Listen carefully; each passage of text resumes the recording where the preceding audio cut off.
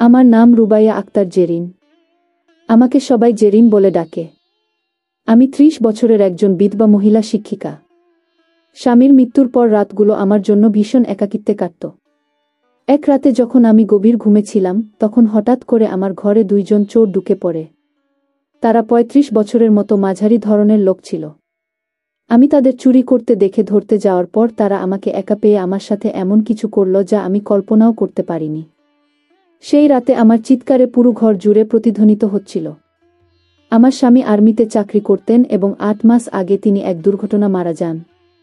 আমাদের কোনো সন্তান ছিল না, তাই আমি সম্পূর্ণভাবে একা হয়ে গিয়েছিলাম। আমি একটি ছোট শহরে থাকতাম, যেখানে সকালে স্কুলে পড়াতে যেতাম। কিন্তু কাজের পর সময় কাটানো আমার জন্য ভীষণ কঠিন হয়ে যেত। আমার বয়স মাত্র ৩০ বছর। তাই মাঝে মাঝে ভাবতাম, এই বয়সে আমি কি করব। একদিন একাকিত্ব থেকে মুক্তি পেতে আমি একটি জিমে যোগদান করলাম। স্কুল ছুটির পর প্রতিদিন আমি ১ ঘন্টা করে ব্যায়াম করতাম। এতে আমার কিছুটা সময় কেটে যেত। জিমে আমার সময়ে একটি পুরুষ আসত, যিনি সব সময় আমাকে ফলো করতেন।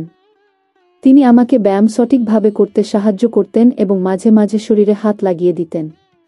তার হাত আমার শরীরে স্পর্শ করলে আমার মনে অদ্ভুত এক অনুভূতি জেগে উঠত। তখন বুঝতে পারতাম আমি আসলে কতটা একা। সরকারি চাকরির থাকতেও আমি কতটা একাকিত্বে ভুগছি তা তখন উপলব্ধি করতাম। আমার নাম জেরিন। ২৫ বছর বয়সে আমি সরকারি শিক্ষিকার চাকরি পাই।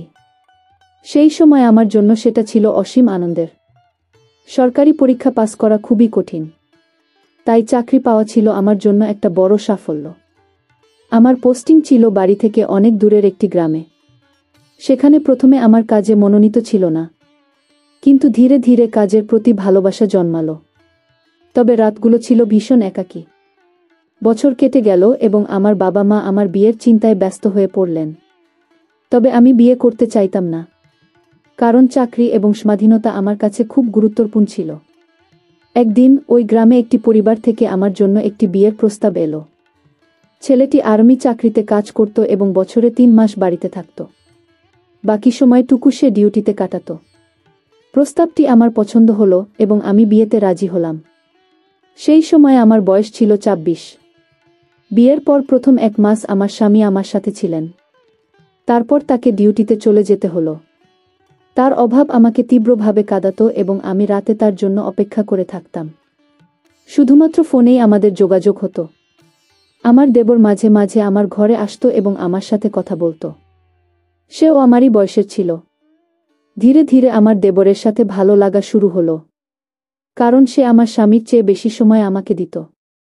সে আমাকে সব সময় হাসানোর চেষ্টা করত। আমার শাশুড়ি এটি একদমই পছন্দ করতেন না যে আমার দেবর আমার ঘরে আসতে, তাই তিনি আমাকে তিরস্কার করতেন। তবে আমি তার কথায় বেশি একটা কান দিতাম না, কারণ আমার মনে হতো আমি একজন নারী আর কতদিন এইভাবে থাকব। দেবরকে আমি একজন বন্ধু মনে করতাম, এর বাইরে কিছু নয়। ৬ মাস পরে যখন আমার স্বামী বাড়ি ফিরলেন, তখন আমার শাশুড়ি নানা কথা তার কানে তুলে দিলেন। আমার স্বামী আমার উপর চড়াও হলেন। আমি বললাম, তুমি তো চলে যাও, তাই আমি অরুণের সাথে কথা বলি। তবে আমাদের মধ্যে এমন কিছুই নেই। কিন্তু আমার স্বামী এবং তার মা মিলে আমার দেবরের বিয়ে ঠিক করে দিলেন। এখন আমার দেবর তার স্ত্রীকে সময় দিচ্ছে, আর আমি আবার একা হয়ে গেলাম। এরপর আমি কিছু শিশুদের টিউশন পড়াতে শুরু করলাম, যা আমার সময় কেটে যায়। তবে যতটুকু সময় থাকতো আমি আমার স্বামীর সাথে ফোনে কথা বলতাম। বিয়ের ৭ বছর কেটে গেল, কিন্তু আমি সন্তানের মা হতে পারলাম না। এই ৭ বছরে আমি অনেক তিরস্কার সহ্য করেছি। আমার চোখ থেকে বারবার পানি বেরিয়েছে। আমার শাশুড়ি আমাকে একটুও সুযোগ দিলেন না। বলতেন, পড়ালেখা করা বউ বিয়ে করতে দেরি করেছে এবং সন্তান নেওয়াটা জরুরি মনে করেনি। আমার দেবরানীও আমার প্রতি ঈর্ষান্বিত ছিলেন। একদিন আর্মির লোকেরা আমার স্বামীর মৃতদেহ নিয়ে আমাদের বাড়িতে আসেন। স্বামীর মৃত্যুর সুখ থেকে বের হওয়ার আগেই আমার শ্বশুর বাড়ির লোকেরা আমাকে বাড়ি থেকে তাড়িয়ে দিল। আমার দেবরানী তো আগেই আমাকে নিয়ে খুশি ছিলেন না, কারণ বিয়ের আগে আমি আমার দেবরের সাথে মিলেমিশে ছিলাম। আমার শাশুড়িও আমার সঙ্গে থাকাটা সহ্য করতে পারলেন না। তবে আমার শ্বশুর এবং দেবর আমার পাশে ছিলেন, কিন্তু তারা কিছু বলতে পারেননি। এরপর আমি সেই গ্রাম ছেড়ে একটি ছোট শহরে বদলি নিয়ে চলে আসলাম এবং ১ বছর ধরে একা জীবন যাপন করছি। সেই একাকী থেকে মুক্তি পেতে আমি জিমে যোগদান করলাম। জিমে আমার সময় কেটে যেত এবং অন্য লোকদের সাথে পরিচিতি বাড়তে থাকে। এই সময় আমার স্কুলের ছুটি এলো। আমি ভাবলাম ভাই এবং ভাবির কাছে কিছুদিন কাটাতে চলে যাব। আমার মা বাবা মারা গেছেন, তাই আমার ভাই এখন আমার একমাত্র আশ্রয়। ট্রেনের যাত্রাটা বেশ দিক ছিল এবং একা থাকতে একটু ভয় লাগছিল। আমার পাশে একটি ৩৫ বছর বয়সী পুরুষ বসেছিল যিনি বারবার আমাকে দেখছিলেন। একটি সেকশনে পেছে আমার পানি বোতল খালি হয়ে যায়। আমি ভাবলাম পরের স্টেশনে নেমে জল নিয়ে আসব। কিন্তু ওই পুরুষটি আমার পানির বোতলটি নিয়ে বলল, আমি জল নিয়ে আসছ। সে দ্রুত বেরিয়ে গেল। আমি তার ব্যবহারে ভয় পেয়েছিলাম। কিন্তু ট্রেন ছাড়ার আগে সে আমার কাছে ফিরে এলো এবং জল ও কিছু খাবার দিয়ে গেল। আমি খেতে শুরু করলাম, কারণ আমি খুব ক্ষুধার্ত। রাতে বেলা আমি ট্রেনের উপরের সিটে শুয়েছিলাম। ওই পুরুষটি বলল, ম্যাডাম, আমার নিচের সিটে এসে আপনি চাইলে শুয়ে পড়তে পারেন। পরদিন আমি ভাই এবং ভাবির বাড়ি পৌঁছালাম। কিন্তু তাদের ব্যবহার আমার জন্য ঠিকঠাক লাগছিল না। আমার ভাবি যেন আমার আশাতে খুশি হননি, কারণ আমি একজন বিধবা এবং সন্তানহীন। ভাবি বললেন, তোমার জন্য আমাদের সন্তানরা ঠিকমতো পড়াশোনা করতে পারছে না। তারা সারাদিন তোমার সাথে সময় কাটাচ্ছে এবং শয়তানি করছে। আমি কিছু বলিনি। এক রাতে আমি ঘুমিয়েছিলাম যখন ঘরের ভিতর থেকে কিছু শব্দ শুনে জেগে উঠি। আমি ভীষণ ভয়ে ছিলাম। আমি উঠে ড্রয়িং রুমের আলো জ্বালালাম এবং দেখলাম দুইজন মুখোশ পরা পুরুষ আমার ঘরে ঢুকেছে। আমি কিছু বুঝে ওঠার আগেই তারা আমাকে ধরে ফেলল এবং মুখে হাত চেপে ধরল। তারা বলল, আমরা তোমার স্বামীর বন্ধুর। তিনি আমাদের শেষ ইচ্ছা করেছিলেন যে আমরা তোমার খেয়াল রাখব।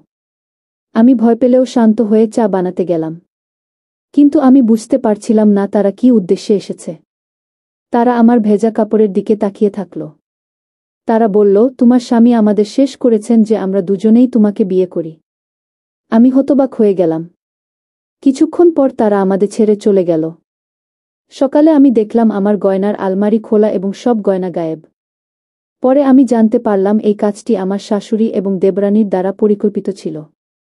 ৬ মাস পর আমার দেবর এসে আমার গয়না ফিরিয়ে দিল। তিনি বললেন, ভালো কাজের ফলাফল সব সময় ভালো হয় না। আমার মা মারা গেছেন এবং আমি আমার স্ত্রীকে তালাক দিয়েছি। সেটা শুনে আমার চোখে জল এসে গেল। আমার দেবর যখন তার গয়না ফিরিয়ে দিল তখন আমার অদ্ভুত এক মিশ্র অনুভূতি জাগল। দেবর আমার হাত ধরে বললেন, ভাবি, আমি জানি তোমার সাথে অনেক অন্যায় হয়েছে।